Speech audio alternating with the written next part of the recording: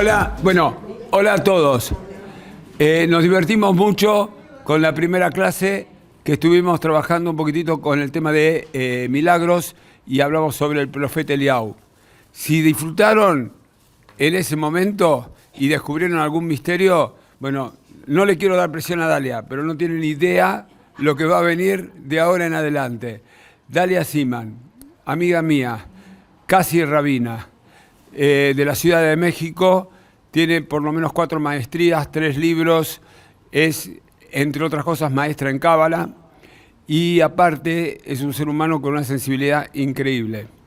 Entonces, vino para mi Beit Din, entonces me pareció que el mejor regalo que yo me podía dar y el mejor regalo que Dalia me podía hacer para mi Beit Din era venir acá a dar un par de clases.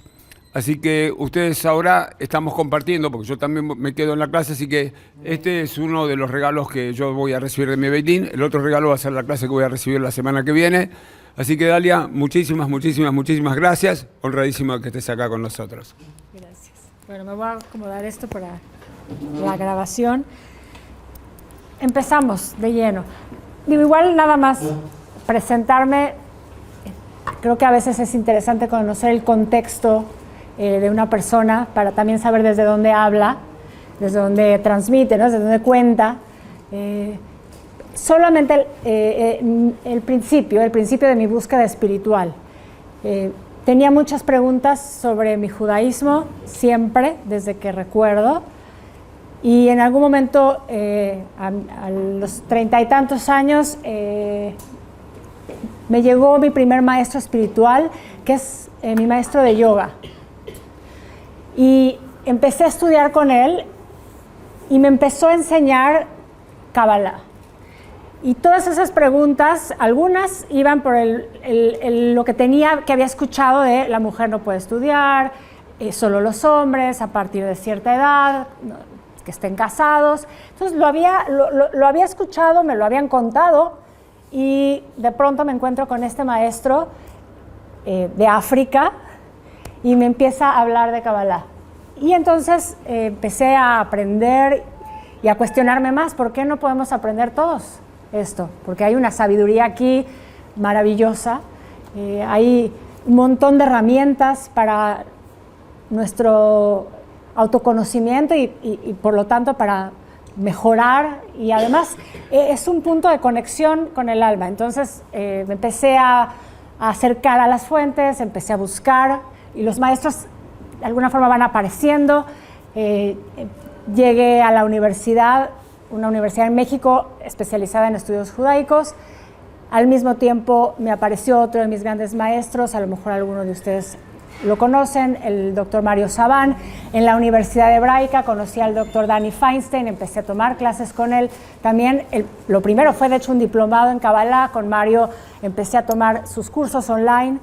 Y así, también siendo autodidacta, empezando a buscar libros, seguía tomando clases además también de mi maestro de yoga, además de la formación de yoga, empezaba a dar él más cursos de Kabbalah y yo entraba a todos los que podía. Y así la vida te va llevando, y entonces yo fui regresando a mi judaísmo cada vez más a partir de ese camino. Y creo que es bueno porque la visión que viene de algo externo también te da una pauta para poder acercarte a la información, a la sabiduría con otra perspectiva. Y creo que para mí siempre lo veo como algo positivo. De hecho, creo que todo viene de Dios y fue maravilloso que haya llegado ese primer maestro que me abrió, ¿no? Simplemente la puerta para algo que ya mi alma estaba necesitando. Y bueno, el camino siguió. Me seguía adentrando a mis estudios de judaísmo. De hecho, entré a la maestría de estudios judaicos también en la Universidad Hebraica y al mismo tiempo casi a la par, además de estar trabajando ya en comunidad, de ser parte del coro de mi comunidad, de haber grabado música de meditación, mantras en hebreo, y estar haciendo eso, decidí meterme de lleno a estudiar y eventualmente me propusieron, pero porque creo que también viene de Dios, que entrar a estudiar al seminario rabínico, y así es como también empecé a formarme como rabina. Y bueno, esa es resumido la historia para simplemente presentarme y hablemos hoy de Kabbalah, hablemos hoy de magia. Vamos a hablar de magia dentro del judaísmo. ¿Hay magia en el judaísmo? Y vamos a entrar de lleno. Y cualquier duda, en el momento que quieran hacerla, vamos platicando. Yo quiero que podamos tener este diálogo porque todos nos enriquecemos. ¿Quién ha estudiado Kabbalah? ¿Quiénes tienen algún conocimiento de la mística judía? Hola. Los que sí sé, a las que sí conozco. Okay. Bueno, empezando por ahí un poquito, ¿no? Hablar del breve. La Kabbalah es sabiduría mística judía. Sí, la Kabbalah sí tiene su raíz en el judaísmo. Tiene diferentes fases. Es decir, hay una parte que se le llama más como simplemente misticismo, que es esta visión de la búsqueda de todo lo que no podemos resolver desde lo racional, que tiene que ver con todo este campo de lo desconocido, de lo oculto, y se va desarrollando como parte de la naturaleza humana. Si tenemos muchas preguntas, unas las podemos resolver con la ciencia, unas tenemos respuestas dentro del campo de lo racional, pero otras quedan ahí, y entonces por esa misma naturaleza vamos empezando a buscar, y bueno, todo esto se empieza a desarrollar porque está dentro de nosotros, es parte también de lo humano. Empieza a generarse esta búsqueda y se empieza poco a poco a través de la historia a formalizar. ¿Cuándo se empieza a formalizar? Desde lo que nos dicen los académicos, realmente es hasta la Edad Media. Pero existe misticismo antes. Siempre existió el misticismo, esta búsqueda de lo espiritual, de aquello que no se puede resolver solamente por lo intelectual. Es en la Edad Media que se considera que ya es esta técnica, este corpus de sabiduría empieza a ser un modelo que se puede estudiar, que se puede practicar, y entonces cuando empieza a tener forma, conceptos, estructuras, técnicas, entonces ya empieza a llamarse Kabbalah. Para los académicos es ahí justamente en la etapa de la Edad Media, entre el sur de Francia y el norte de España, los primeros cabalistas. Entonces lo anterior serían místicos, todavía entran los profetas dentro de ese campo, ya estudiaron sobre los profetas, y ya en la Edad Media empieza a existir una técnica de estudio de este modelo, y entonces a partir de ese momento la gente empieza a integrarla como parte de su búsqueda espiritual, y empiezan incluso a hacerse diferentes líneas, y empieza a haber un montón de cosas que, bueno, no puedo explicar todo, pero un poquito para darnos la idea por dónde vamos. Entonces, la Kabbalah es una búsqueda de lo espiritual. La Kabbalah es una forma de conectarnos y entender cómo funciona el universo, y desde ahí entablar un diálogo con lo divino. Es una forma también de trabajar hacia adentro, de autoconocimiento, cuando entendemos cómo funciona un modelo que es muy grande, que es la creación. Entonces podemos entender cómo funciona también en lo micro, y entonces podemos relacionarnos mejor con ese universo en el que estamos interactuando y con el que estamos interactuando. Una de las formas de categorizar el estudio de la Kabbalah justamente es conectado con el Maaseh Bereshit, que sería con todo el proceso de la creación, y entender el proceso de la creación desde el pensamiento místico. Y tenemos por el otro lado el Maaseh Merkabah, que sería la obra de la Merkabah, el famoso carro de fuego, o el carro celestial, tiene diferentes connotaciones, que es la parte práctica. Entonces tenemos como dos líneas grandes para entender cómo este pensamiento se fue desarrollando. Entonces hay una línea que se dedica exclusivamente a proponer una visión filosófica del proceso de la creación, pero siempre con una estructura que tiene que ver con este pensamiento místico.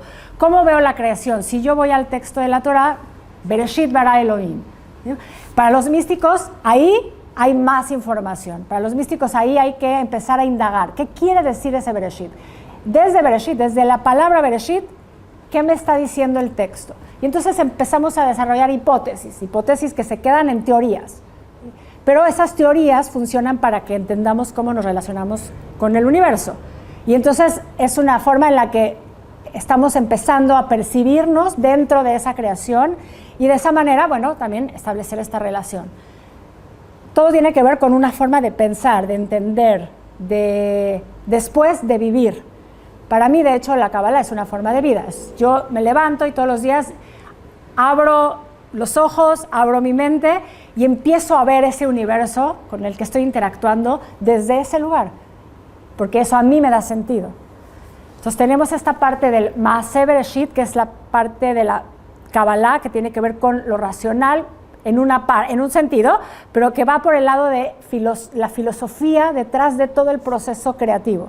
Y tenemos por el otro lado la parte práctica, en donde entran todas estas técnicas que están soportadas también en este otro lado de la Kabbalah, pero que nos llevan justamente a experimentarlo de manera práctica. O sea, ¿cómo voy a poder yo estar experimentando ese misticismo, esa Kabbalah, pero en mi vida, diario, ¿sí? en una forma que me lleva a sentirlo, no solamente pensarlo? No sé si me explico con las diferencias y con las categorías. Entonces tenemos una Kabbalah que es filosófica y tenemos una Kabbalah que es práctica.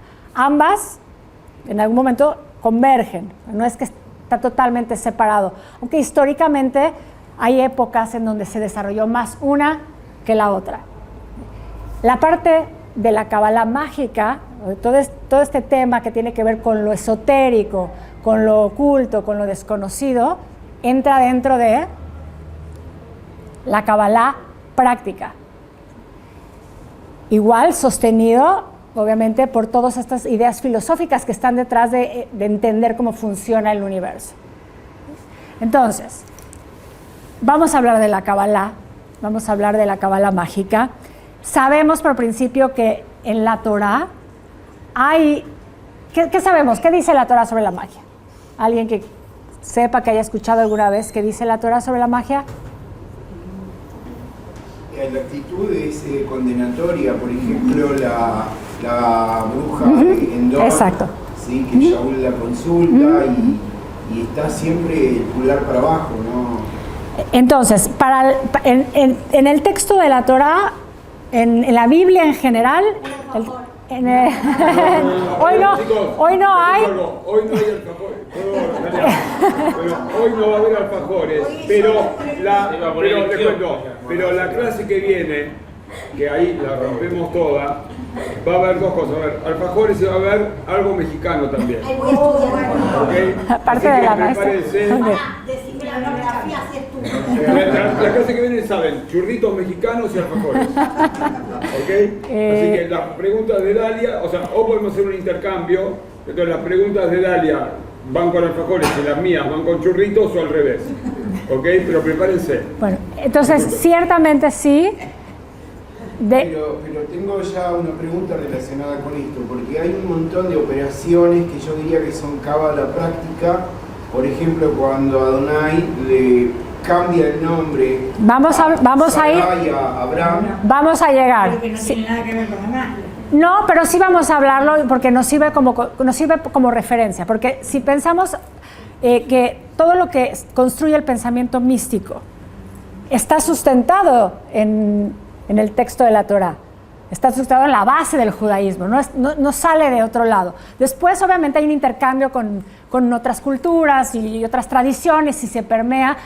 Tengo una gran maestra que siempre dice que nuestro judaísmo es un hilván perfecto, que no puedes darte cuenta exactamente en dónde está lo que vino de allá para acá o lo que va de allá para acá, porque está hecho de una manera tan genial que no puedes tú decir exactamente dónde es, pero está.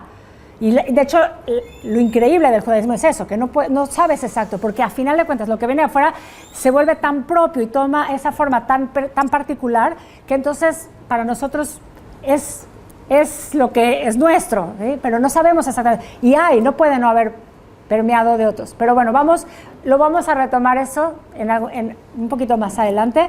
Entonces sí, es importante saber, en el texto bíblico sí hay una condena, ¿sí?, a ciertas actividades que están relacionadas con esto que llamamos magia. Los adivinos, los necromantes, que son como la famosa, le llaman la bruja de Endor, es la forma de llamarla, que hablan con las almas, con los espíritus. algunas prácticas están claramente determinadas que no deberían de ser realizadas, ¿sí?, por el pueblo judío. Pero hay un principio detrás de todo esto.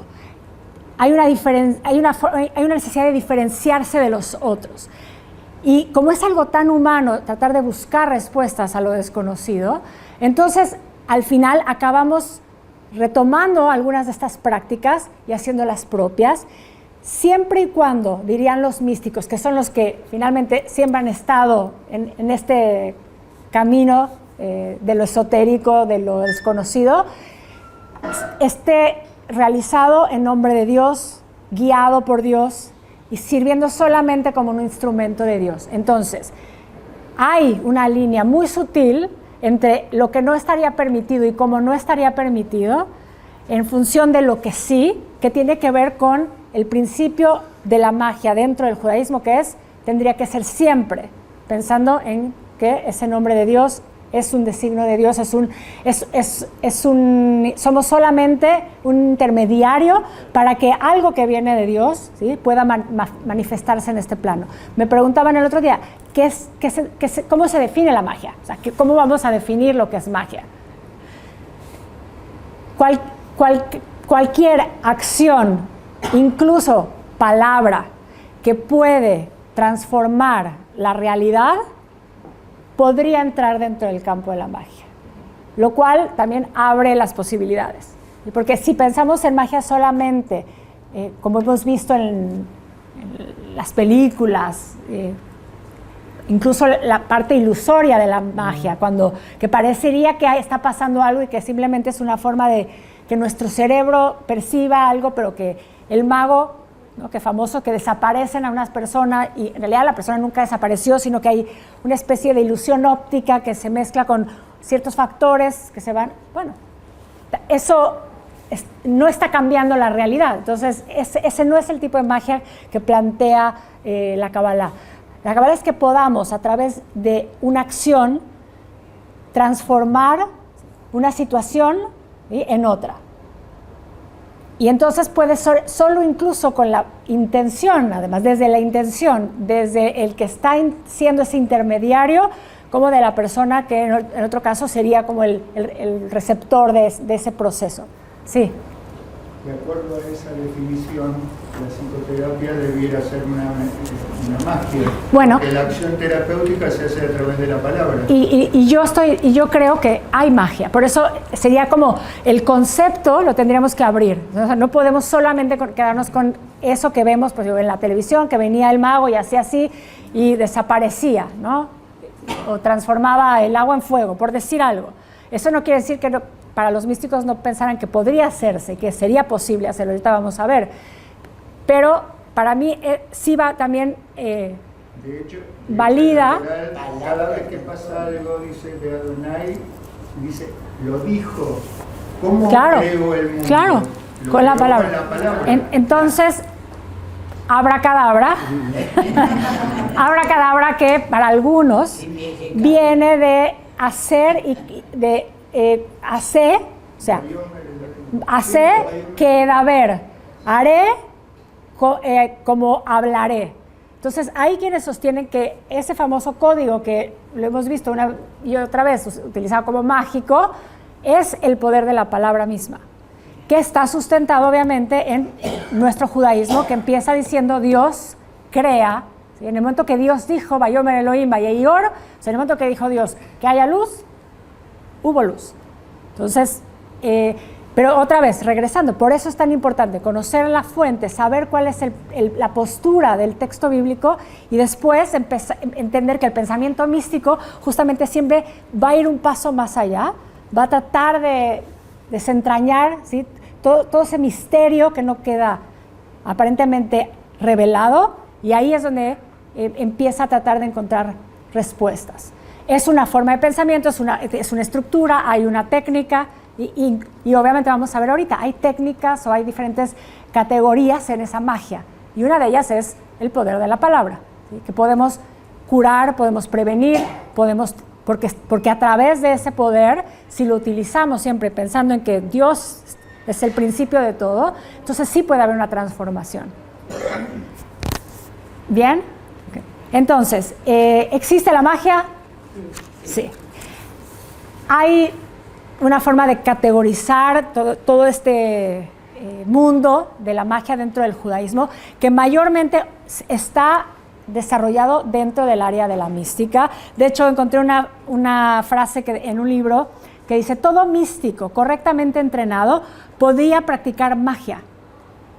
Claramente, los místicos continuamente están desarrollando a través de esta cábala práctica un área muy importante que tiene que ver con la permutación de las letras, que va por el campo de la meditación, que tiene que ver con el propio conocimiento y estudio continuo del texto de la Torá, que va revelando códigos que vienen a partir de las palabras y de la combinación de las palabras y el entender lo que está detrás de las palabras, ¿sí? Eso que está más allá de lo que vemos a simple vista. Entonces empiezan a desarrollarse, ¿sí?, a nivel como de mente, cuerpo, espíritu, para poder justamente poder utilizar esas técnicas y eventualmente, siempre sí, en nombre de Dios, poder servir a otros a través de ello. Entonces, de hecho, esta magia se consideraría por eso una magia blanca, una magia que siempre solo tiene la intención de traer un bien. Para cuando acabemos, vamos a ver que también esto se desarrolló hacia otros campos, que al final somos seres humanos, y estamos continuamente perfeccionándonos. Ese es uno de los principios más importantes de la Kabbalah. O sea, nosotros somos seres en perfeccionamiento. Entonces, tenemos también una parte de oscura, igual de poderosa que una parte de luz, y estamos continuamente en esa búsqueda del punto medio. Entonces, en algún momento también hay algunas técnicas que nos van a sorprender, pero vamos a aprenderlas hoy, y después, para cada quien tome como su postura con respecto al tema, ¿no? Lo importante es aprender. Y después a alguien le puede resonar más que a otra persona porque tiene que ver con lo que cada uno de nosotros necesitamos. Y hay quien necesita una explicación racional, puramente racional. Hay quien necesita una explicación mística, espiritual. Para mí, se necesitan las dos, ¿no? Necesitamos, por eso, saber, conocer, ir a los textos, leerlos, ¿sí? y hacer ese proceso que lleva la razón, pero también después hay que entender que tenemos esta otra parte de nosotros y después ver cómo las ponemos a dialogar, ¿sí? Y encontrar ese punto medio, que es otra vez un concepto también para la Kabbalah. ¿Alguna vez han visto el árbol de la vida? El modelo del árbol de la vida, ¿sí? Las 10 esferas y los 3 pilares. Entonces nos dicen los místicos, ¿no? Tenemos que reconocer ambos pilares de los extremos para poder andar en el punto medio, ¿no? Ese es el camino del cabalista, el punto de medio. Vamos a hablar entonces de todas estas técnicas que hay dentro del campo de la magia y vamos a fundamentarlos en los textos, tanto en el texto del Tanaj, vamos a ver también algo de textos en el Talmud, o sea, ver qué dicen los sabios sobre estos temas, para entender cómo se fue desarrollando, ¿sí?, todo este campo de la magia en el judaísmo. Entonces, dentro de las categorías, empezamos con la primera forma de magia, que sería una magia predictiva.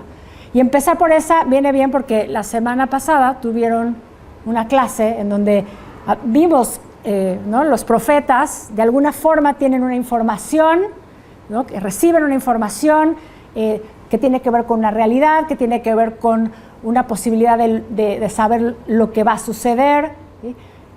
¿Cuál es una de las características o la característica importante en estos profetas? Que son elegidos por Dios justamente para transmitir ese mensaje, ¿sí? Y eventualmente, bueno, sabemos cómo se van desarrollando cada una de las historias, hablaron de eso, conocen de eso, ¿sí? Que es el principio de lo que estamos diciendo hace un ratito, ¿sí? Es en nombre de Dios, tiene que ver con Dios, Dios es el que está dirigiendo el proceso. Entonces, hay una magia predictiva dentro de este desarrollo para los cabalistas. Nosotros podríamos predecir. El tema de la predicción entra en esa línea en donde si yo pienso que predecir es decirle a alguien, yo sé lo que te va a pasar, tenemos un pequeño problema, porque entonces estaríamos justamente yendo hacia el lugar en donde estaríamos interfiriendo y no siendo, olvidando que Dios finalmente es el único que sabe qué es lo que va a pasar y no nosotros. Entonces, ahí es donde justamente se hace la diferencia con otras tradiciones y la forma en la que esto se ve reflejado en los demás.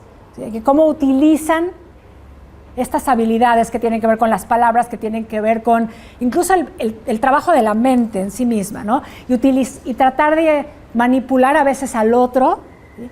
Que eventualmente podrían incluso cambiar, sí, el destino, pero no necesariamente para bien, porque están influenciando, ¿sí? el libre albedrío del otro.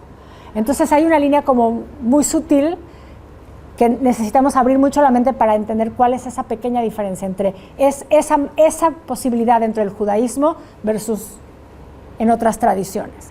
Entonces, cuando se habla de predicción, se habla de la posibilidad porque hay una forma de entender lo que está pasando en un contexto, y lo único es que el que puede predecir, lo único que está haciendo es que ve un poco más que los otros, quiere decir, ve más claro algo, y entonces de esa manera puede saber, no para modificar, sino simplemente para informar, y de esa manera contribuir a que la otra persona, si es sobre alguien, pueda entonces transformarse, y de ahí, o sea, sea en un bien. No sé si me explico con lo que quiero decir. Yo puedo ver algo solamente porque a lo mejor yo estoy desde otro lugar siendo más objetivo para poder ver lo que el otro no ve.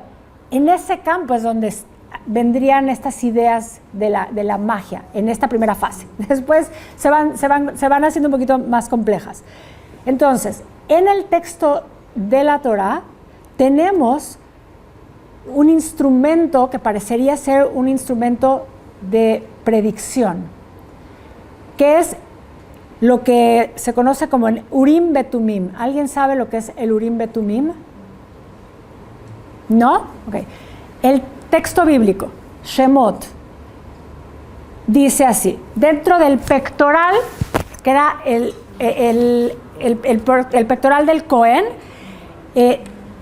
dice: pondrás el Urim y Tumim, de modo que estén sobre el corazón de Aarón cuando se presente ante Dios. Así Aarón llevará sobre su corazón el instrumento de decisión de los israelitas delante de Dios en todo momento.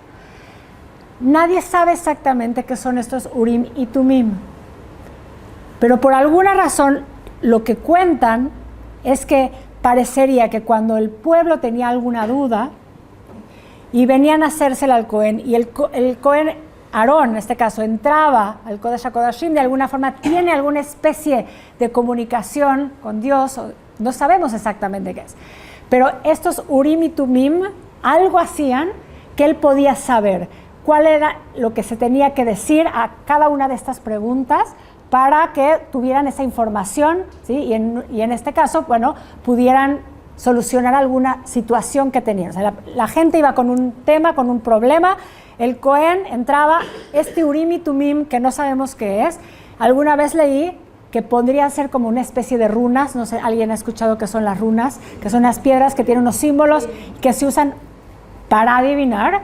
Podría ser algo parecido a eso, pero nadie sabe qué es. Pero lo que es importante es saber que hay un momento en el texto en donde hay un instrumento, en donde a través de él se puede predecir y prevenir probablemente una situación en función de algo que está pasando o que le está pasando a alguien. ¿Sí? Y venían con la pregunta al Cohen, y el Cohen entendía el mensaje de lo que este instrumento le contestaba, porque ese mensaje venía de Dios. Entonces, él solamente estaba sirviendo de intermediario. Entonces, estos famosos Urim y Tumim, que no tienen una definición exacta, aparecen ser un instrumento de predicción. ¿Okay? Eso es interesante. Entonces, no existe más esto es el texto bíblico, esto es lo que sabemos, pero cuando los cabalistas empiezan a desarrollar todo este campo de la magia, bueno, están basando todo su conocimiento en los textos, no es simplemente lo que aprendí de otros, sino aquí en el texto está narrado, ¿sí? que esto sucedió, en algún momento sucedía, estaba sucediendo. ¿Sí? Los videntes, por ejemplo, que también son predictores. Hay videntes famosos, hay un vidente famoso, el vidente de Lublin, que Yosef en el texto, ¿qué hacía Yosef? Primero los recibía, o sea, quiere decir, tenía estas visiones en sueños y después interpretaba. Y lo que interpretaba pasaba, se cumplía. Ahora, quizás porque igual obviamente sabíamos que se iba a cumplir porque Dios, ¿sí?, orquesta todo eso para que suceda, pero de alguna forma el saberlo, ¿sí?, hace que suceda lo que tiene que suceder, ¿no? Entonces, vemos que no es algo que no pasa o solo pasa en otros lados, ¿no? Está el texto ahí. Ahora, igual fue un elegido para poder cumplir con esa misión y pasa por todo un proceso de refinamiento que lo lleva finalmente a estar donde está, ¿sí?, que se convierte en la persona más poderosa, ¿sí?, de Egipto, pero pasa por todo un proceso que va limpiando y que va mostrando cómo este refinamiento de alma le va otorgando una cualidad que sirve para liderar, ¿no? O sea, hay una razón para todo esto. Entonces es interesante saber que está en el texto y lo tenemos ahí. Ahora, me decían, la adivina o la bruja, porque sí le llaman bruja, que estos son términos que se usan indistintamente. O sea, bruja, brujería o magia, parecería que de alguna forma son sinónimos. Dejemos la palabra brujería por allá, aunque no hay ningún problema, no es que tenga problema, pero estamos hablando de magia, ¿sí? Pero sí se le llama a esta mujer, le llaman por eso, la adivina de Endor, o le llaman la bruja algunas veces en algunas traducciones. Y lo explicaba hace un momentito el señor Daniel, que cuando Saúl, el rey Saúl, ya está en las últimas, ya está totalmente fuera de sí, en un momento de desesperación, va con esta mujer para pedirle que saque al profeta Samuel, que durante mucho tiempo fue, ¿no?, su profeta, y en algún momento ya rompen esa relación, eventualmente Samuel muere, y le pide a esta mujer que tiene alguna especie de poder, que lo saque el alma de Shmuel del Sheol, que es un lugar que parecería ser como un lugar intermedio de las almas, ¿sí? No hay claridad tampoco, aparece algunas veces en el Tanaj, y no se sabe exacto cómo se puede definir, pero lo que sí dice el texto es que el alma de Shaul estaba ahí, y por petición sacan a esta alma para que tenga este diálogo con el rey Saúl, y de hecho se enoja Shmuel de que lo sacan de ahí, y eventualmente lo único que recibe el rey Saúl de esta visita, de este momento tan surrealista, es el vaticinio de su muerte. Entonces, dicho sea de paso, esta mujer no dice que no sea del pueblo judío, que no sea del pueblo judío. O sea que si pensáramos que a lo mejor es una persona que tenía estabilidad pero que era de otro pueblo, no dice eso el texto. O sea, el texto parecería ser que esta mujer era parte del pueblo, tenía estabilidad y pudo sacar esta alma de ese lugar, establecer un diálogo, ¿sí?, para poder ser un canal de transmisión de un mensaje, que era tan contundente como la forma en la que Saúl iba a morir, o sea, a anunciarle, ¿sí?, la muerte. Sí. Generalmente pasa que personas cuando están a punto de morir o falta poco para que llegue su hora, ven familiares que no sé si les hablan, pero ven la imagen de que los vienen a buscar. ¿Es algo similar? Podría ser algo similar. Y hay descripciones de eso, y también la ciencia ha tratado de explicar todas estas situaciones que se describen cuando la gente está en ese momento final o en ese proceso de transición. Podría ser que a lo mejor eso es lo que pasó, pero aquí, bueno, sabemos que Saúl estaba bien en ese momento. Simplemente después se muere de una manera muy trágica. De hecho, hay un aparente suicidio por parte del rey Saúl.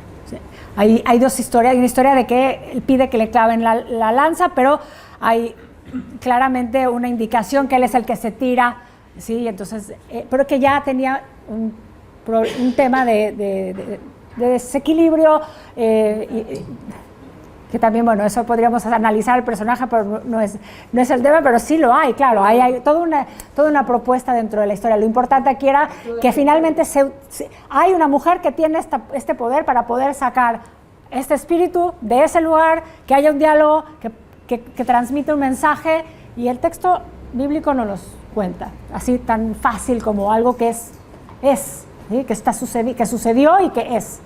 Entonces, todo este campo de lo mágico, por eso no está fuera del contexto de nuestra tradición, ¿sí? Y por eso, bueno, bien, se desarrollan, después se va transformando, y eso es lo que vamos a ver. Hay técnicas y hay una manera de poner esto en acción, pero siempre se dice que la persona que, lo dijimos al principio en esa cita, el místico es el que sabe de este conocimiento. Incluso hay un momento en el que, por ahí, me acuerdo haber leído, que decían que todos los que estaban en el Sanedrín también conocían todas estas técnicas, tanto de magia blanca como de la otra, la magia negra, que llegáramos hasta el final.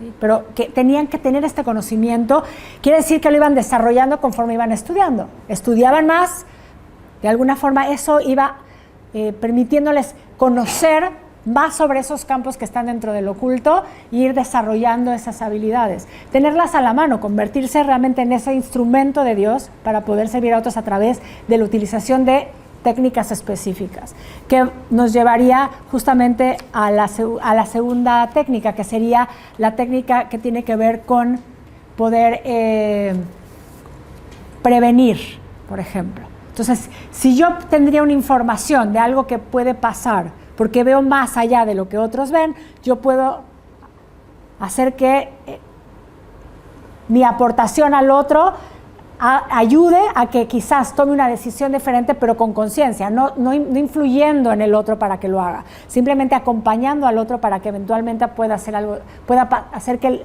resultado sea otro. Y aquí es donde empiezan a entrar los instrumentos, los rituales, ¿sí? Por ejemplo, meditaciones. Una meditación que en su mayoría son meditaciones con nombres. Cuando hablamos de nombres, hablamos del nombre de Dios. El nombre de Dios y todas sus combinaciones posibles. No hablamos solamente, ¿sí?, de cualquier nombre, ¿sí?, que es todo un campo por sí mismo y que es parte del desarrollo de la mística. Cuando pensamos en un nombre, pensamos en una frecuencia de vibración. Entonces, cuando empiezas a vibrar algo, nosotros respondemos a la vibración, porque nuestro cuerpo todo el tiempo está vibrando, nuestras células todo el tiempo están así, no lo percibimos, pero sí, estamos creados de tal manera que todo en este universo, nosotros y todo, está en movimiento, en un movimiento constante, porque todo, según los místicos, es una frecuencia de vibración. Entonces, nosotros, cuando estamos expuestos a cierto tipo de vibración, respondemos, nuestro cuerpo, ¿sí?, va a responder a esto. Cuando hay una vibración alta, nuestro cuerpo lo que va a hacer es empezar a tratar de ponerse en sintonía con esa vibración, y entonces eso, en palabras simples, se sana. O sea, quiere decir, si tú empiezas a vibrar más alto, entonces todo se empieza a armonizar, porque empiezas a vibrar con el resto de las vibraciones que están a tu alrededor. Cuando tú estás fuera de sintonía con las vibraciones que están en el universo, normalmente lo que estamos es en desequilibrio. De hecho, visto desde la mística, cuando alguien enferma está vibrando, puede ser incluso también a veces más rápido de lo que debería de estar vibrando. O sea, quiere decir que para un lado o para el otro puede pasar lo mismo. Una vibración baja, ¿sí?, hace que empieces a sentirte en desequilibrio con el universo. Eventualmente una enfermedad es un desequilibrio del ritmo. El ritmo tiene que ver con la vibración. Entonces, cuando hablamos de utilizar los nombres, utilizar una meditación que tiene que ver con vibración, lo que estás diciendo es que si tú empiezas a repetir una vibración y la persona empieza a escuchar una vibración, o incluso la persona empieza a producir una vibración, puede haber un cambio, que tiene que ver incluso con el pensamiento, porque el pensamiento es vibración. Imagínense, hemos visto muchas veces las ondas en el cerebro. Tenemos ondas en el cerebro, Entonces, nuestro cerebro todo el tiempo está en movimiento. Entonces, si nosotros aprendiéramos estas técnicas, por ejemplo, podríamos regular el ritmo del pensamiento, que ya es el origen de todo, y entonces automáticamente empezar a sanar, a estar mejor. ¿Sí? No sé en México, pero acá el lenguaje popular habla de mala vibra. Claro, exactamente. Vibras malas, pero ahora es muy importante saber que tiene que ver con nosotros.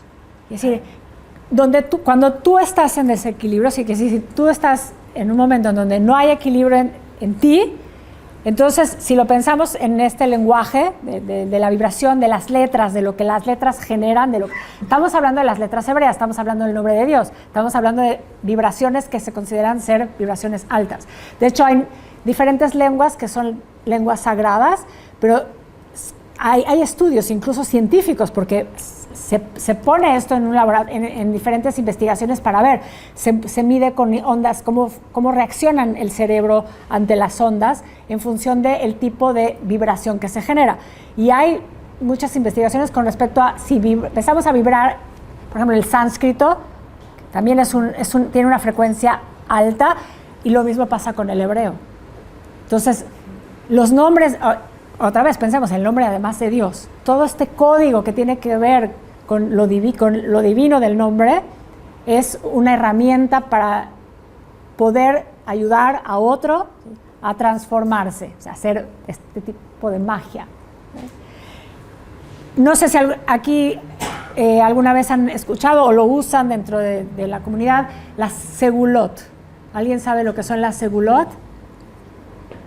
¿Alguien que quiera compartir? Yo tengo un cuadrito que me regalaron, pero nunca lo terminé de entender, porque son letras que van formando como una menorá, una especie de menorá, y en hibrit alguna que otra palabra que yo entiendo, pero muchas que no les veo sentido. Porque muchas veces no es la palabra en sí, sino es la combinación de las letras, que es lo que genera la frecuencia de vibración. Y lo que es eso, es una combinación puede ser a veces sí oraciones que conocemos, que se utilizan de cierta manera en ciertas combinaciones, y no necesariamente que las tengas a veces ni siquiera que decir tú, pero puede ser alguien que te regaló o que te dieron eso como para la suerte, o para para suerte en cualquier plano, parnasal, o para la salud. Se crean estas combinaciones de letras, nombres, tefilot, y entonces la gente, hay rituales alrededor de esto. Yo el otro día les dije, me estaba acordando que una vez un maestro yemenita, un rabino yemenita que viene seguido a México, nos enseñó muchas técnicas de meditación, cosas que tienen que ver con sanación, y también una vez nos dio una técnica para hacer segulot con monedas. Entonces nos pidió que compráramos, no me acuerdo cuántas eran, pero a lo mejor eran 50 monedas que tenían que ser todas del mismo tamaño, y teníamos que ponerlas de una forma, y teníamos que decir algo, y era para Parnasá principalmente, para tener abundancia. Y yo sí compré las monedas, ahí las tengo en una bolsita. La verdad es que nunca llegué a hacerlo, quizás es algo con lo que en su momento no acabé de resonar, no era algo que me hizo, no sé qué pasó, pero ahí están, de alguna manera, esa es una técnica que puede ser, por un lado, preventiva, podrían ser segulot para prevenir algo, o sea, esta combinación, este tipo de rituales, o también para, en este caso, atraer algo, que en este caso era para eso, era para atraer abundancia en el plano material. Hay una magia curativa, y vuelve a venir el tema de las letras y los nombres. Por ejemplo, cambiarle el nombre a alguien, y lo mencionaron, ¿sí? Lo sabemos, y otra vez, la fuente, el texto de la Torah, es de las primeras veces que aparecen. Hay varias veces que se cambia el nombre a algún personaje del texto, y siempre que se cambia el nombre es porque se está cambiando el destino, podríamos decir, o la suerte, ¿sí? Hay una transformación. ¿Quién es el primero? Después, ¿alguno más? Yoshua bin Nun, que se llamaba Oshea, y Dios le dice en algún momento, ya no lo vas a llamar más Oshea, lo vas a llamar Yoshua. Hay uno más, Jacob, exactamente, Jacob Israel. Entonces, sabemos que de alguna forma el cambio de nombre parecería ser importante para que haya una transformación, para que haya un cambio, y dentro de la idea de los místicos es que podría haber una sanación, que podría haber una transformación que pueda incluso sanar a alguien, que es una costumbre que se hace, que cuando alguien está enfermo, se vaya al templo, ¿sí? Y se le renombre, ¿sí? Se le dé un nuevo nombre, que normalmente se busca que sea un nombre que represente vida, por ejemplo. Entonces, Jaim es uno de ellos, por ejemplo. Rafael podría ser porque tiene que ver con refuá, y ahorita vamos a hablar porque él narra Fanalá, y vamos otra vez al texto de la Torá. Se tenía en Europa, por ejemplo, a un chico que estaba en riesgo de muerte, se le podía poner en Yiddish alter, que quiere decir viejo. Ok. Como que el Malach Hamovet, el ángel de la muerte, venía a buscar un solo chico, a los jóvenes. pero se encontraba con otra cosa, con un viejo. Sí, y también, bueno, había otros cambios que tenían que ver con burlar al reclutamiento del zar ruso y cambiar nombre y cambiar apellido. Tengo un montón de historias. ¿Sí? Así. Acá había un rabino sirio, muy conocido, Shehebar, que tengo testimonios de curaciones que él hizo agregando él al nombre, agregando él o ella al nombre de la persona. Sí, sí. Y sí creo que es muy importante la fe dentro de cualquiera de estos temas que estamos hablando. O sea, hay un acto de fe en esto que también influye o tiene injerencia en el resultado final.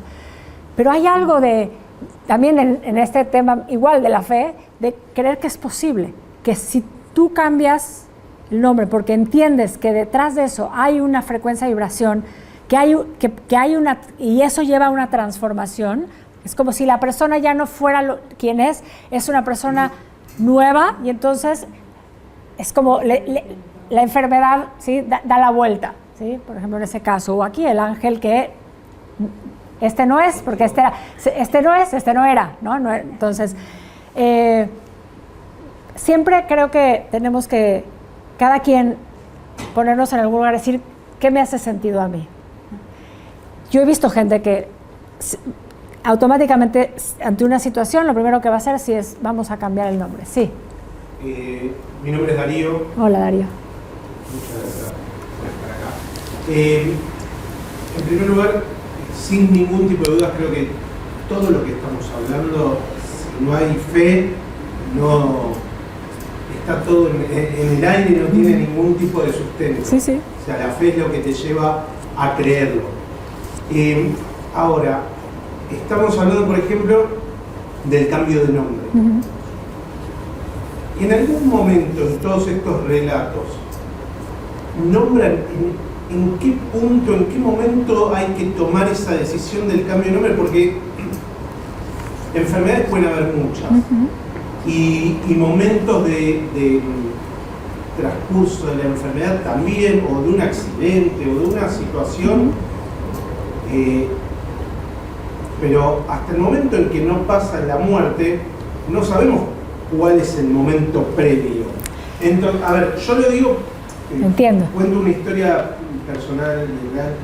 Mi hermano mayor tuvo un accidente y nosotros, en el momento nos enteramos, bueno, viajamos a Santa Fe, vivía en Santa Fe, y esa misma mañana le íbamos a cambiar el nombre y no llegamos. No hubo tiempo, no nos dio el tiempo. Entonces, digo, ¿hay algún relato donde diga, bueno,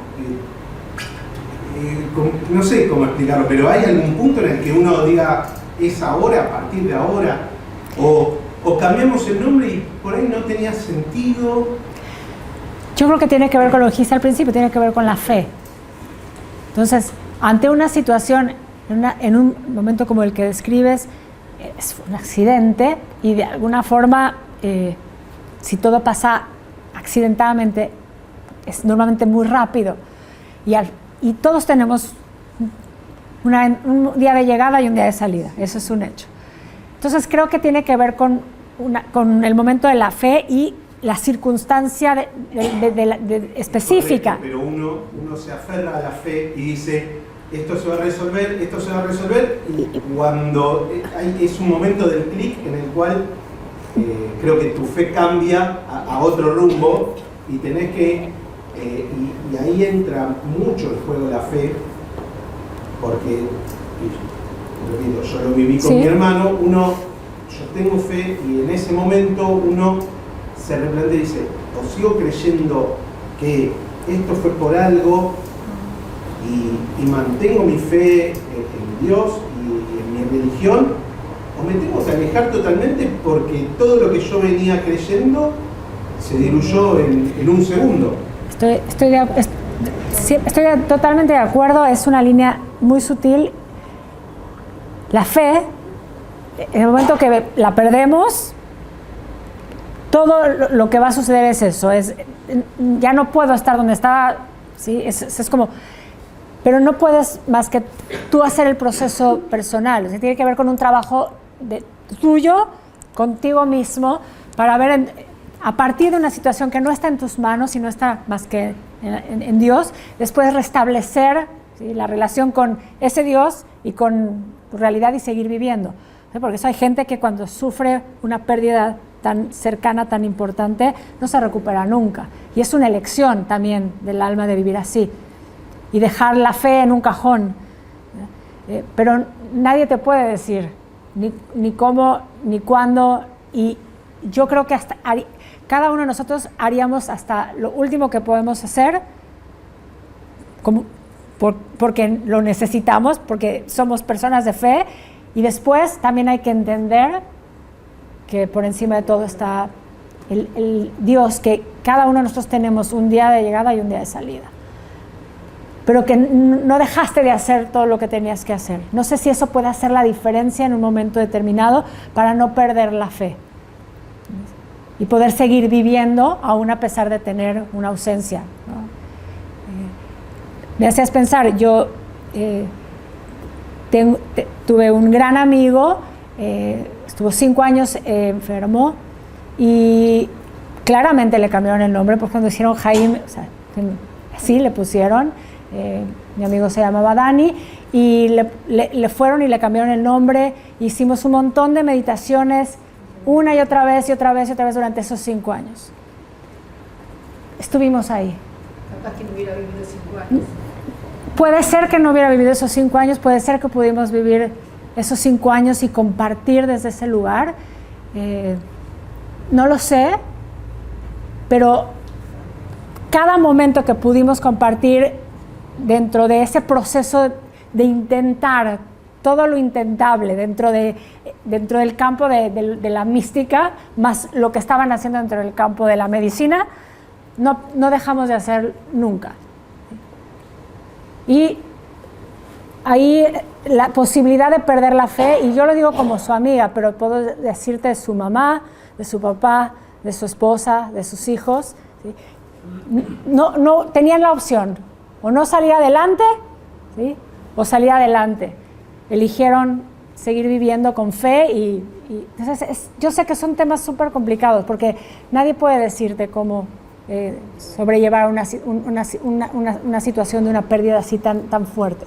Pero sí creo que la fe tiene que estar presente y por eso sí, necesitamos seguir buscando respuestas. Entonces la idea de pensar que tus familiares se acercan a ti, esos que ya no están, las almas de tus familiares, vienen en el momento que estás ya por transicionar, es algo que necesitamos nosotros.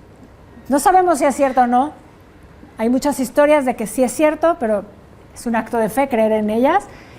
Y simplemente lo tenemos ahí, pasa, y es eso, pensar que todo eso que no tenemos cómo explicarlo, tiene que suceder de tal manera, pero nosotros elegimos cómo lo interpretamos y cómo lo vivimos.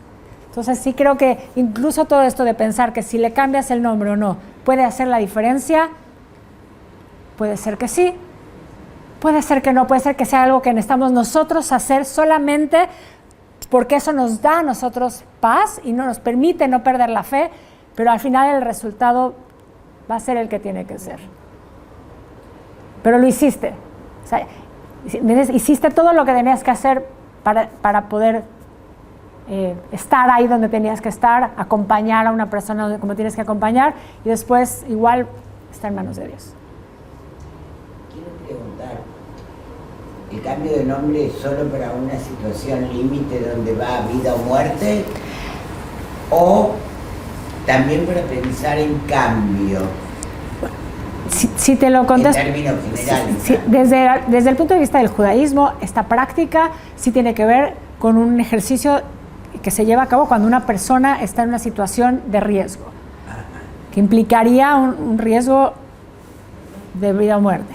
Ahora, te puedo decir, estaba pensando desde el punto de vista espiritual en general, universal, escuchando la voz de mi maestro, de mi primer maestro de Kabbalah, mi maestro de yoga, diciendo, si tú quieres generar un cambio en tu vida, tienes que el tiempo no lo puedes cambiar, el tiempo es la constante. Hoy es hoy, mañana es mañana, ayer fue ayer, ya no hay nada que hacer con el tiempo, pero puedes cambiar el espacio. Y el espacio tiene que ver con el nombre. Entonces, él siempre nos decía, cambiarte de espacio puede ser cambiar algo en tu nombre, o puede ser cambiarte de casa, puede ser cambiarte de trabajo. Si tú necesitas que haya un cambio, tienes que actuar, ¿sí? Y ejecutar algo para que el resultado sí sea diferente. Entonces, el cambio de nombre incluso, por ejemplo, como es una frecuencia de vibración, cuando alguien te llama por tu nombre, o como tú te llamas a ti mismo, también puede ser que estás atrayendo algo, según los místicos, o no, ¿sí? Porque es una frecuencia de vibración. Entonces, cambiar, por ejemplo, un apodo. Aquí se dice apodo, perdón si digo algo incorrecto. Okay. Se me olvidó disculparme de antemano si decía alguna palabra en mexicano que no fuera correcta. Pero o sea, bueno, me dijeron, bueno, tu acento es obvio que si la dices no la estás diciendo por mal. Cuando alguien te llama por un apodo, es como si todo el tiempo se vuelve un mantra. Tu nombre es tu mantra, es una frecuencia de vibración. Entonces, si alguien te dice un apodo y esa frecuencia de vibración a lo mejor te incomoda y nunca te has pensado, no te gusta, o al revés, o te gusta mucho, es porque te está llevando a un lugar, te está poniendo en un lugar. Entonces, cuando tú, hasta cuando lo escribes, ¿sí? Estás poniendo una energía, estás poniendo una energía de ti en eso. Y ahí podrías cambiar. Entonces, si alguien te dice un apodo que no te gusta, a lo mejor puedes cambiarlo. Ya no me digas. Es más, a veces lo decimos, ya no me digas así. Lo llegamos a decir sin a lo mejor entender por qué, pero es porque de esa manera esa energía necesita ser cambiada. Ya no, entonces no va contigo. Sí, Shlomit. No, que yo quería contar algo súper corto. Bueno, mi mamá, cuando le conté esto, mi mamá es judía, y me dijo, eso a lo mejor te puede ayudar a sanar. Y bueno, yo empecé a usar mi nombre hebreo, no el nombre que está en el DNI. Y en realidad, no es que haya sido una sanación mágica, pero sí empecé a sanar muchas cosas de mi alma y me pasó. Gracias, te identificas con esa frecuencia de vibración, que esa sí es, otra vez regresando al texto de la Torá, es el principio, ¿sí? Hay, ¿sí? un texto que nos dice, Dios crea con la palabra.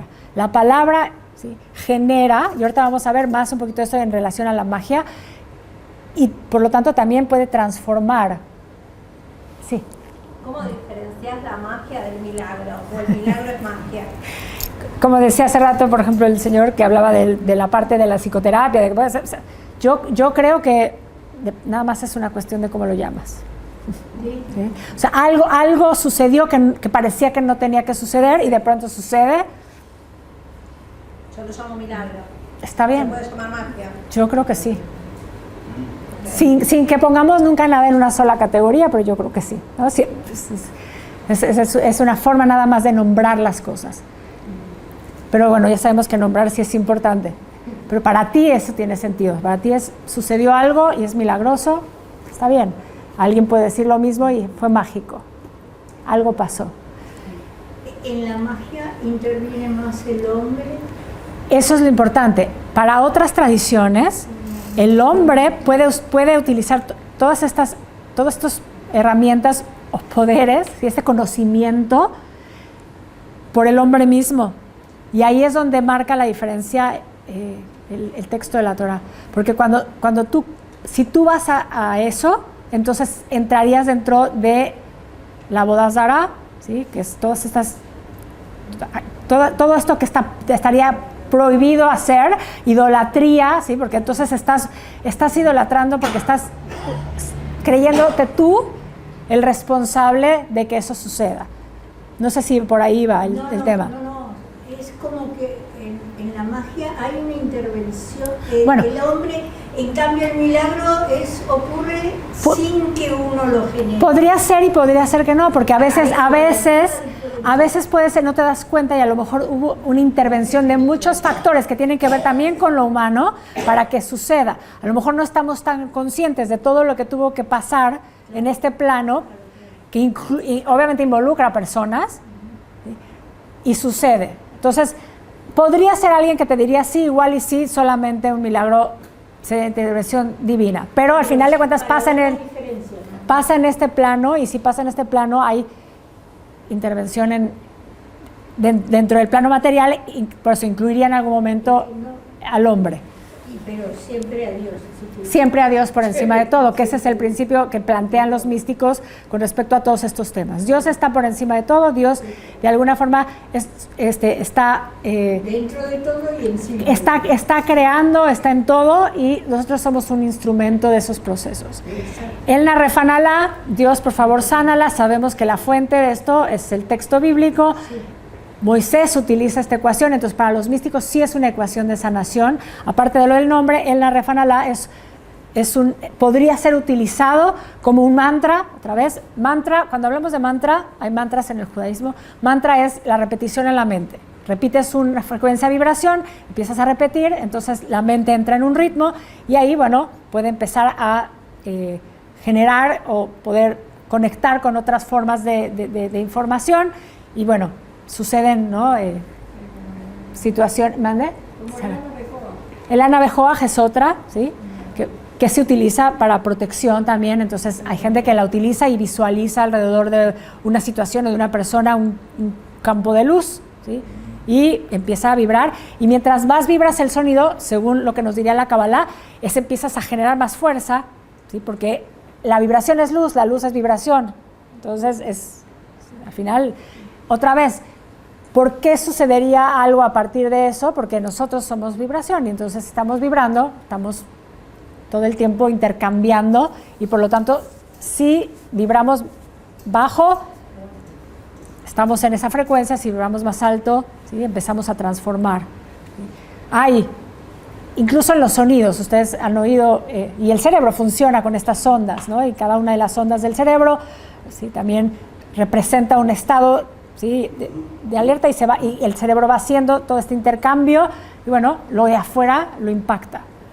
Por eso es tan importante ser cuidadosos con nuestras palabras, ser muy conscientes de lo que vamos a decir y en este caso, bueno, todas las técnicas que hay, incluso me atrevería a decir, aunque me he ido saliendo del tema, las técnicas que tienen que ver con el nombre divino, hay que también saberlas usar con mucha responsabilidad. Entonces, por eso todo eso que de repente aparece muy a la mano en lo público, en las redes, en el internet, sobre los nombres de Dios y cómo usarlos, pero como decías, tienes un cuadro o un papel que tiene un montón de cosas, pero no sabes qué. Si empiezas a vibrar eso según estos principios, a lo mejor acabas vibrando algo que no es, que de hecho lo sabemos del nombre divino. El famoso nombre de Dios no sabemos cuál era. Nosotros sabemos en el texto de la Torah que tenemos un nombre que es el nombre de las 4 letras, pero no es, según lo que nos dicen los místicos, el nombre. Que no se puede leer, ni saber, ni pronunciar, y que solamente lo sabía el Cohen Agadol y solamente lo pronunciaba una vez al año, en Yom Kippur, y adentro y solo. No sabemos exactamente lo que es, nadie sabe. Todo lo otro es una construcción, ¿no?, de los sabios, de los místicos, para tratar de, siempre pensando en que existe un nombre, ¿sí?, deducir a partir de lo que sí se puede tener a la mano y empezar obviamente, después de mucho desarrollo de lo interno, trabajar con ello. Entonces, cuando todas esas técnicas están muy a la mano, yo siempre digo, hay que tener como mucha responsabilidad sobre eso. Ahora, Elna Refánala, Dios, por favor, sánala, podemos usarlo, si a alguien le resuena, si a alguien como le da sentido esto. Yo sí creo que todas las oraciones sirven, todas las oraciones llegan, porque yo creo en la frecuencia de vibración, yo sí creo que todo está vibrando y que podemos de esa manera transformar. Lo dejo ahí como una herramienta más. Entonces existe la magia preventiva, la magia curativa, hasta ahorita poco de lo que hablamos. Existe en el judaísmo, y estas son cosas interesantes que luego suenan raras, pero por ejemplo, dentro de esta misma área de la sanación, existe en la tradición mística de la magia exorcismos. Es la palabra que se usa, ahorita lo vamos a explicar un poquito más a fondo. ¿Alguien sabe lo que es en principio un exorcismo? Sería el Dibuk. Ok. Exacto. Dibuk, que viene de la raíz de algo pegado, exactamente. Sí. Que son estos como espíritus negativos o de baja vibración que se pegan a la gente. Hay una película famosa del Dibuk. Solo vi una parte alguna vez y el otro día alguien la mencionaba. Pero lo que es importante es que para los místicos todo esto es dentro del campo del oculto. Para los místicos es real. Entonces, como es real y está creando un impacto en nuestra vida, entonces hay que generar herramientas para transformar esto. Entonces, para los místicos existen almas que no logran transicionar hacia la luz, digamos, en términos muy simples, porque hay todo un proceso de cómo el alma se desprende del cuerpo en el campo de lo místico, pero hay ciertas almas que no logran desprenderse del todo del cuerpo físico, de la conciencia del cuerpo físico, quisiera yo decir.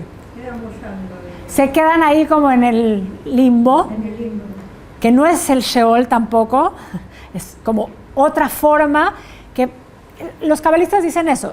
El alma tiene una parte de conexión con el cuerpo físico, tiene una parte de la conexión con lo emocional y con lo divino. Entonces, la parte que estamos conectados con nuestro cuerpo físico no se logra desprender del todo. Entonces, esas almas se quedan como andando por ahí. En la clase de la semana que entra vamos a hablar de eso y vamos a ver cómo hay diálogos, así como vimos con la vidente, la mujer de Endor. Vamos a ver cómo en el Talmud hay muchos momentos en donde se habla de estos diálogos con los espíritus, ¿sí? Entonces, hay estos espíritus de baja vibración porque están buscando a qué se pegan. ¿Por qué? Porque necesitan ese cuerpo físico. Por eso viene de Debek, de pegamento, ¿sí? Puede ser que alguna vez escuché que había ciertos rabinos que hacían rituales para sanar a la gente, que utilizaban, no sé, palomas o... Hay un montón de esos rituales. Muchos de estos rituales que están dentro del campo otra vez de la mística aparecen en manuscritos. Muchos de estos manuscritos son muy bien cuidados por grupos como muy ocultos de cabalistas, y algunos otros de pronto se han ido revelando porque así pasa. La Kabbalah es un movimiento siempre subterráneo, pero en momentos cuando se necesitan todas estas herramientas, la gente necesita esta fe, van saliendo, ¿sí? Tú te vas topando con ellas, ¿sí? Cuando vemos personas que vamos por la vida y justo es cuando aparece el maestro, aparece la técnica, aparece... O el mismo, no sé, curar el mal de ojo, eso. Todas esas cosas existen, hay técnicas muy específicas. Lo que sostiene los místicos es que tienen que estudiarse, no lo puede hacer cualquiera, siempre tiene que ser en nombre de Dios, siempre con la intención de traer un bien al otro, Entonces, esa es como una constante.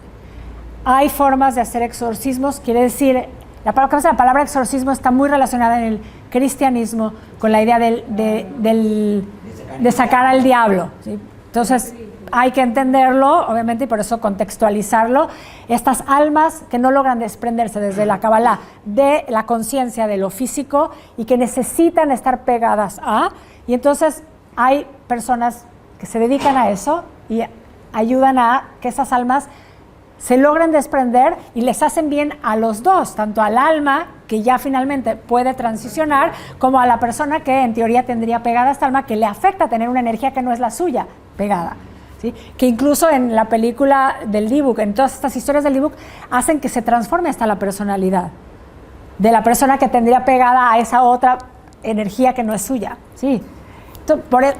Es todo un tema bastante interesante. Lo importante es que hay técnicas, una que alguna vez a mí me explicaron es que se tenía que haber un minyan y hay una persona dirigiendo como el proceso, hay una negociación con el alma, quiere decir que la persona que lo está haciendo tendría la capacidad de dialogar con ese espíritu y tendría que negociar algo que le fuera bueno a esta alma para que esta alma quisiera finalmente desprenderse y que eventualmente hasta decirle por dónde tendría que salir del cuerpo, que es, se los digo, son técnicas que hay por ahí, el dedo, la uña del dedo gordo, se dice así, del pie, ¿sí? Es decir que hay todo con ese detalle por ahí, ¿sí? Hay otras diferentes, hay otros lugares, pero hay esa técnica, alguna vez que yo la escuché, era así. Te hago una consulta. Esto que vos hablas de que el alma se pega, nosotros estuvimos haciendo algunos talleres de constelaciones familiares, donde se supone que uno a través de la constelación sana. ¿Tiene que ver con esto también? Sí, bueno, lo que pasa es que hay una técnica que se llaman constelaciones familiares, las personas, digamos, entran en una especie de role playing, que no sé cómo ¿sí?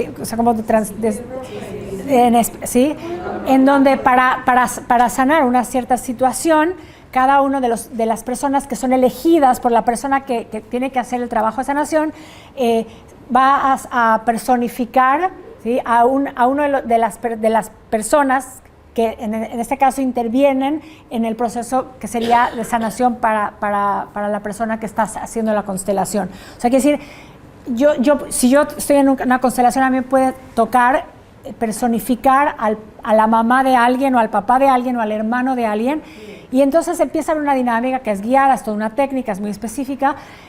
Y bueno, para los que hacen constelaciones, sí consideran que el alma de la persona, la energía de la persona que se está personificando, vaya la redundancia,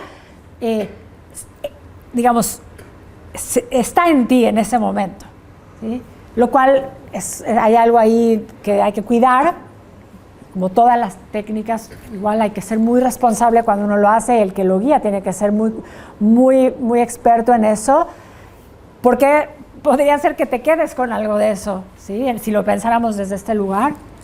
No sé si eso responde, pero creo que va por ahí. Igual como una sugerencia, digo, cualquier persona que trabaja con cosas de energía, siempre desde que tú empiezas a trabajar con algo de energía, cuando tú todo el tiempo estás conectado con Dios, pensando como que, ¿sí?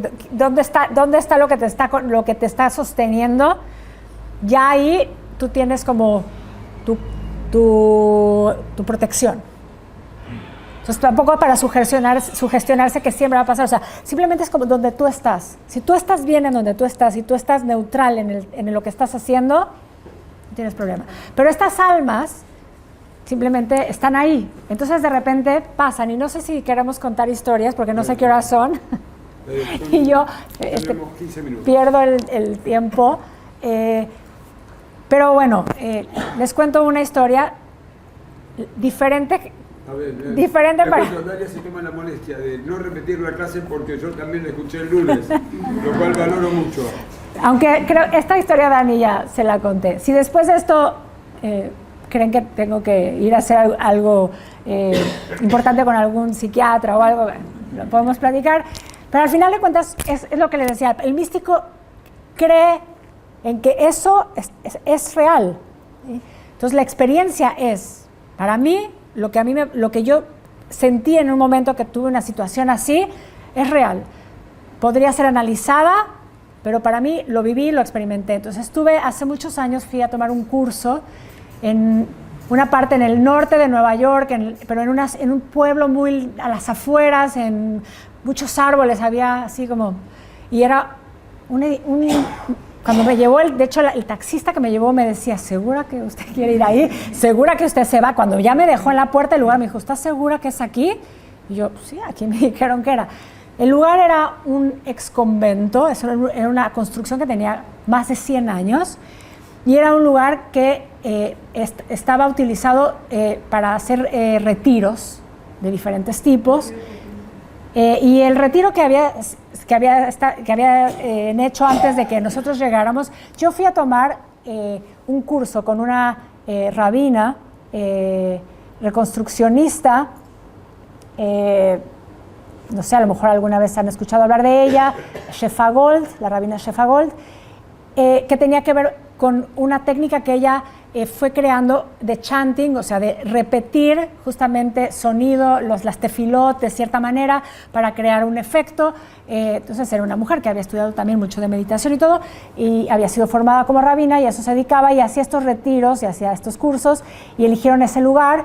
Y ese lugar había hecho antes que llegáramos nosotros un retiro con un grupo de alcohólicos anónimos. Entonces, digo, para empezar por ahí, el lugar era un lugar de más de 100 años, en un lugar que alrededor no había nada más que un cementerio atrás. Entonces, ese es el contexto. Entonces, me asignan un espacio para dormir, que era una celda, porque en realidad era un exconvento, entonces eran celdas, un cuartitito con una cama, con un pedazo de madera colgado con un gancho, para algo y ya. Y la puerta no tenía ni siquiera cerrada, o sea, tenía como nada más un ganchito. Entonces yo desde que entré ya estaba yo como en una situación vulnerable. El tema estuvo bien hasta que llegó la noche. Y cuando llegó la noche yo traté de decir, todo está bien, estoy aprendiendo, esto es un lugar donde tenía que llegar. Y de pronto empecé a sentir físicamente pesado el cuerpo, escalofríos, sentía como si me tocaran. Y entonces, díganme si me voy al sanatorio, pero realmente toda la noche, yo cada vez que me lograba como dormir, me volvía a despertar la sensación de que todo el tiempo yo sentía presión sobre el cuerpo. Ponía mis audífonos con el Shema y algunos otros cantos que tenía yo ahí y empezaba yo a rezar y entonces de repente empezaba yo a sentir que otra vez estaba todo bien. Y entonces mi cuerpo cansado, se empezaba otra vez a dormir y al día, cuando yo nada más pedía que amaneciera para salir casi huyendo, logré estar ahí 2 noches más. Una valiente. Sí, pero a la tercera dije yo no puedo más. ¿Y las otras noches pudiste dormir? No, ninguna. No, yo ya para el tercer día yo no había dormido nada y no podía ¿No tenía sentido lo que estabas haciendo? Me fui, me tuve que ir. Entonces, yo no sé, igual y pueden decir, me lo imaginé, me sugestioné, no sé. La experiencia es que yo sentí que estas energías de alguna forma estaban ahí, estaban presentes y buscaban pegarse. ¿Sí? Y normalmente buscan pegarse, bueno, a un cuerpo físico. Entonces, no sé si es real o no es real, pero para mí fue una experiencia de vida, lo cual me permite ser más humilde y reconocer que hay tanto que está más allá de lo que podemos entender y me hace tener más fe. Digo, tratando de poner esa... Podría haber ocurrido lo contrario. Yo sentí que dentro de mí mi ser superior me dijo, si no te vas, te van a tener que venir por ti y sacarte de aquí, porque yo sentía que ya no iba a poder como hacerlo con esa conciencia. Entonces le dije a la rabina, pero me tengo que ir. No se la tomaron tan bien, como que no entendían bien lo que estaba pasando, pero me fui. Sí, un poco, pero no. Que si me quería ir a dormir a donde ella estaba, en otro lado. No, simplemente que me podía cambiar a otro lado a dormir y que a lo mejor iba a sentir diferente. Creí que sabían que... No pasó por ese lado místico, espiritual, que quizás a lo mejor en ese momento me hubiera ayudado, y yo tuve simplemente que decir, bueno, no puedo estar ahí, y después ir con alguien que me ayudara a reacomodar mi energía, independientemente de lo otro, ¿sí? O sea, como yo me moví, esto me movió a mí de un lugar, ¿sí? Esto me movió a mí internamente. Entonces, ¿cómo uno se vuelve a regresar? Mágicamente, milagrosamente, ¿sí? Salí de ahí. Hoy no siempre cuento estas experiencias, que sepan, porque si no es raro, pero he estudiado muchos años Kabbalah porque tengo esa necesidad de tener estas respuestas o estos momentos en donde por lo menos siento que hay mucho que no sabemos y estar bien con eso. Me siento bien de saber que hay más, ¿sí? Que está fuera de nuestro alcance, porque si no sería como muy limitado, pero eso es para mí. ¿Querías preguntar algo? Sí, y los sueños, predicciones o respuestas en los sueños, te digo por qué me pasa. Esto es muy personal, yo sí creo que hay mucho más información de la que tenemos en este plano. Yo sí creo que en la medida que nos abrimos a ello, podemos tener acceso, pero tiene que ver con, siempre recordando que todo tiene que ver con Dios, y ponernos en ese lugar, y después viene cómo interpretas tú eso y para qué te sirve. Otra de mis grandes maestras, que es mi tía, es una de mis grandes maestras, hermana de mi mamá, una vez me dijo, no te preguntes por qué, pregúntate para qué. Entonces, cuando una situación así pasa, hay un para qué, y ahí es donde te transformas. Más allá de lo que sucedió, entonces viene el mensaje, o lo que tú sientes que es un mensaje, te preguntas, ¿para qué estoy pudiendo entender esta información? ¿O para qué estoy pudiendo recibir esta información? Y después, entonces, vendrá lo que tiene que venir a partir de eso. Si nada más dices, ¿por qué soñé esto? No entiendo, te quedas como en un lugar, pero cuando tú tienes claro, eso después lo vas a llevar hacia donde tiene que ir. Ahí es donde está la transformación, ahí es donde está el proceso de cambio. ¿Quería preguntar algo a alguien aquí? No. Quería preguntarte, no sé si aplica para todo esto, el tema de los medium. Sí. ¿Qué dentro del judaísmo esto? ¿Cómo? Si vamos al texto de la Torá, te dice no, prohibido. De hecho, la fuente específica, sí, en el texto de la Torá, para hacer así si quieres después ir a leer, ahorita si no, la hoja está aquí apuntado. Por ejemplo, en Vaikra 19 y en Shemot, que creo que también es 19, pero luego checo, exacto, reviso. Ahí específicamente te diría que no podríamos ir con ninguna de estas personas. Sin embargo, hay un montón de rabinos, personas que se han dedicado toda su vida a la mística, al estudio, a la práctica, y la gente va y les consulta. Seguramente aquí vienen algunos de ellos. Ahí en México, el rabino que les conté que nos enseñó lo de las segulot con las monedas, él va a México cada cierto tiempo y la gente va a consulta y él les dice cosas dependiendo de lo que la persona necesita, dependiendo de lo que ve. No lo sé cuando yo fui con él a eso, a mí él solo me dijo algo muy lindo de mi nombre, que cuando lo escuché, porque me dijo, esto es lo único que tengo hoy para decirte a ti. Pero hay personas a las que a lo mejor les ayuda a sacarles una energía que no es suya, o les dice algo. Si es una persona que tiene esa humildad y ese reconocimiento de Dios por encima de todo, lo único que va a transmitir es algo que sea positivo para la persona. Ahora, mi pregunta es, vos dijiste que hay un rabino o hay varias personas que... ¿Cómo es que un rabino, si la Torá dice que está prohibido, el rab hace lo contrario? Por la diferenciación con lo que harían otros. Por eso te digo, para la lectura dice que no tenemos que hacer esto y esto y esto, creer en esto y esto y esto.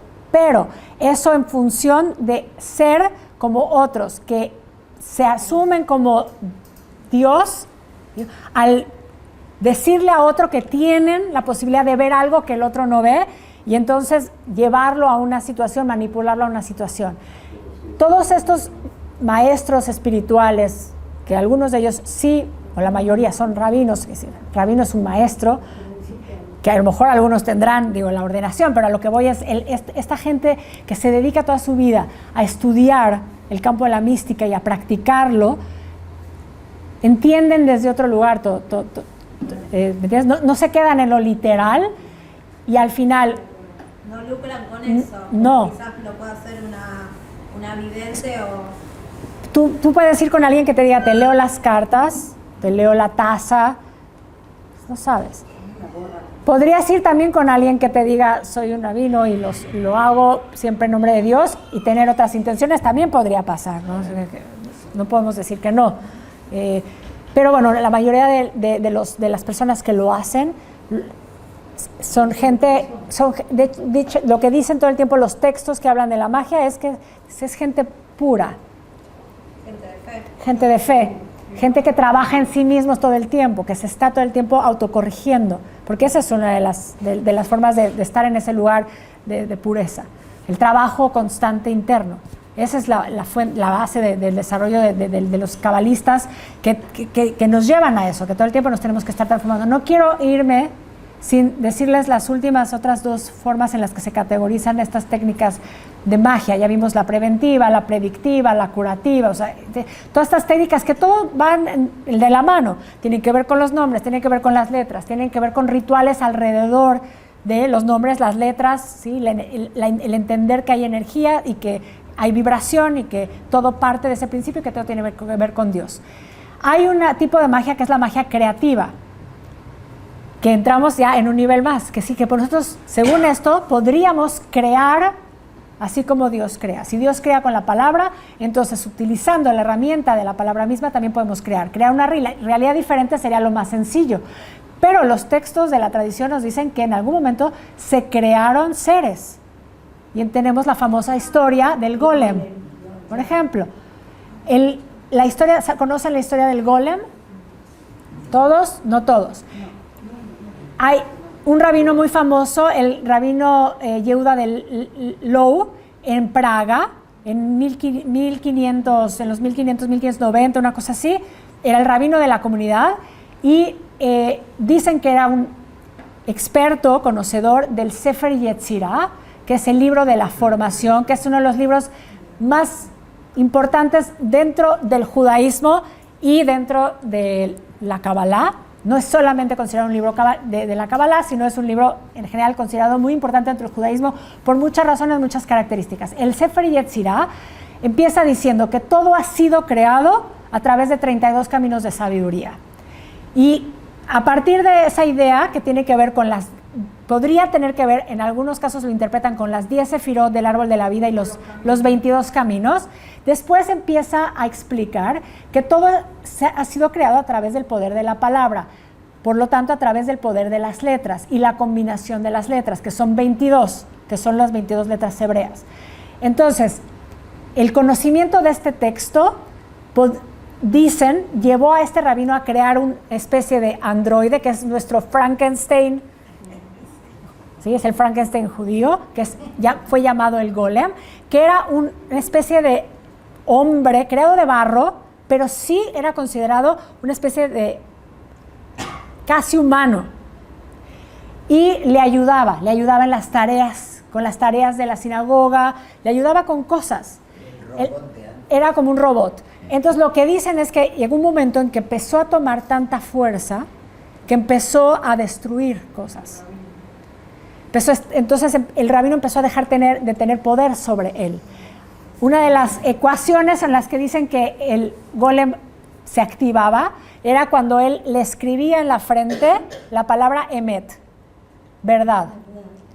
Y la única forma que tuvo para destruirlo, cuando empezó a tener más poder que él, fue en un momento que lo agarró dormido, borrándole, ¿sí?, la letra Aleph y dejó solamente Met, y finalmente destruye el golem. Ahora, lo interesante es que el golem, la historia del Maharal de Praga en los 1500, no es el único momento en el que la tradición nos habla de una posible creación de un ser. En el Talmud, en Sanedrín, rápido se los leo, Raba dice: si los justos desean hacerlo, pueden crear un mundo, como está dicho, pero vuestras iniquidades han separado entre vosotros y vuestro Dios. En otras palabras, no hay distinción entre Dios y una persona justa, otra vez entrando como en un... ¿Quién podría hacerlo? ¿Sí? Que no tiene pecados, y así como Dios creó el mundo, también pueden crearlos los justos. Y hay una historia que cuenta, Raba creó un hombre, un golem. Estamos hablando del Talmud, o sea que la idea de este ser creado, que es este golem, que es como el androide en sí, el término golem habla de este ser que se creó. En el Talmud ya se habla de la creación de un golem. Anterior. Claro, estamos hablando de los 1500 y estamos hablando del siglo 3, 4, 5, si en cualquier momento que pudo haber pasado esta discusión en el Talmud. Sí. Entonces, Raba crea un hombre, un ser, un golem, usando fuerzas de santidad. Raba mandó a este ser con Rabbi Zeira. Rabbi Zeira podía hablar con él, pero el golem no le podía responder. Entonces, ahí hay una limitante. No sabemos si el golem del Maharal de Praga tampoco podía hablar, parece que no, tampoco. Si el del Maharal era inspirado en y es la misma historia que en algún momento, ¿no?, se integra, podría ser, pero hay una más en la Gemara, aparte de esta historia. Rabbi Hanina y Rabbi Oshaya se sentaban cada víspera de Shabbat y se dedicaban al estudio del Sefer Yetzirah, y un tercer becerro sería creado para ellos y lo comerían en honor de Shabbat. Entonces, otra vez habla de lo mismo. La idea de que el Sefer Yetzirah, para algunos, sea tan antigua como el siglo II, más o menos, ¿sí?, es posible. Hay quienes dicen que es un libro posterior, hay quienes dicen que es la sabiduría de Abraham, porque el propio texto al final dice, esta es la sabiduría de Abraham. Al final el libro lo dice, pero tampoco nadie está seguro. Sin embargo, según lo que está diciendo el Talmud, ya era un libro que se estudiaba. Y el libro plantea una ecuación, ¿sí?, específica, que solamente la pueden conocer los que son expertos, que llevan mucho tiempo estudiándolo. Porque lo que dicen del Sefer Yetzirah es que incluso si vamos y tomamos una versión hoy del Sefer Yetzirah y quisiéramos replicar alguna de estas ecuaciones para crear, haríamos cualquier cosa menos lo que es. Porque lo que dicen es que los conocedores del Sefer Yetzirah lo que empezaron a hacer es que para que no se malusara el texto, empezaron a cambiar el orden de los párrafos. Entonces, que lo que nosotros leemos hoy en alguna versión no es probablemente la versión original, lo cual quizás puede ser solamente también un mito para que no intentemos siquiera la posibilidad de crear un ser, porque no tendríamos la pureza para hacerlo y podría ser destructivo. Está obviamente apegado a historias que hay en otras tradiciones espirituales, por ejemplo, la famosa historia de la Atlántida. Conocen la historia, algunos, otros no, probablemente. Esta ciudad que sí sabemos que se hundió, lo que cuentan las historias es que estos seres también crearon otros seres que se volvieron tan poderosos que se creyeron Dios. Y entonces es el creador en algún momento que destruye a este tipo de humanidad bajo el agua. Porque, otra vez, pensar siempre en Dios por encima de todo, ¿no? Que ese es como el principio. Y lo último, por no dejar, porque lo dije, existe la idea de que también hay un campo de la magia negra. Hay descrito en el Talmud, en el pasaje de todo lo místico que está principalmente, pero no exclusivamente, en Masejet Hagigah, que es mucho ahí donde aparece la historia del Pardés y donde muchas de estas ideas de lo místico se discuten. La idea de que los sabios del Sanedrín tenían que saber sobre magia blanca y magia negra. Quiere decir que serían conocedores de la posibilidad de voltear, utilizar la misma energía, pero para mal. Y hay técnicas para ello. Y hay una que sí es conocida, la dejo ahí, pero solo para que sepamos que existe. Pero porque a lo mejor van a ir y van a buscar. Cuando yo lo conocí la primera vez también sí fui y busqué porque quería saber. La primera vez solamente supe una parte, pero después fui a buscar en el Talmud y fui a ver cómo se explicaba esto en el Talmud, porque está explicado en el Talmud. Entonces, se llama esta técnica, y no es la única, solo es una de ellas, Pulsa de Nura. Pulsa de Nura, que quiere decir las varas de fuego. Exactamente cómo se aplica, no lo sé. Lo que sí sabemos es que es un tipo de meditación que se hace con cierta combinación de nombres que generan algún tipo de energía que se focaliza, ¿sí? Obviamente la persona que lo está haciendo, en generar un daño a otro. Y hay historias famosas de esto y no tan lejanas de la utilización de Pulsa de Nura. Sí, escuché que cuando lo asesinaron a Rabin, había algunos rabinos, ¿sí?, de ultra derecha. Exactamente, que la habían tiraron y hicieron el Pulsa de Nura contra Rabin. Así es.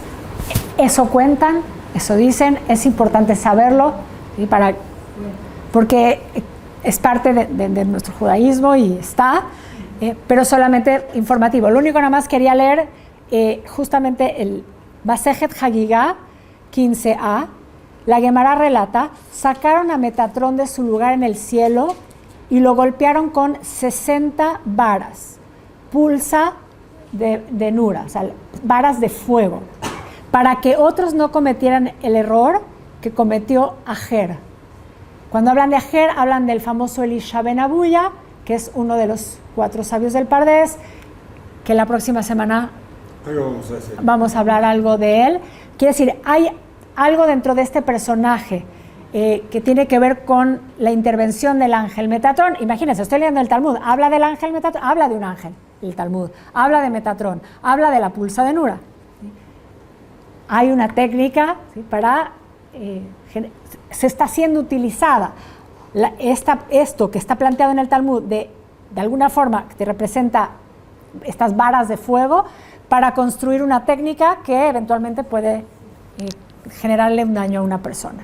Pero no nos vamos a quedar con eso, nos vamos a quedar con algo lindo. Quería decir que, por ejemplo, la tradición que cuando se lee Megillat Esther y se menciona a Amán, primero que cada vez que se habla de un personaje nefasto para el judaísmo se dice Imak Shmo Bezichro, o Imak Shmo, así que su nombre sea maldito, borrado, su recuerdo, y se hace ruido, se golpea cada vez que se dice el nombre del malo de la película, que es Amán. Para que no se oiga, para que no se quede ahí esa energía, para que esa energía no tome fuerza. ¿Sí? Bueno, de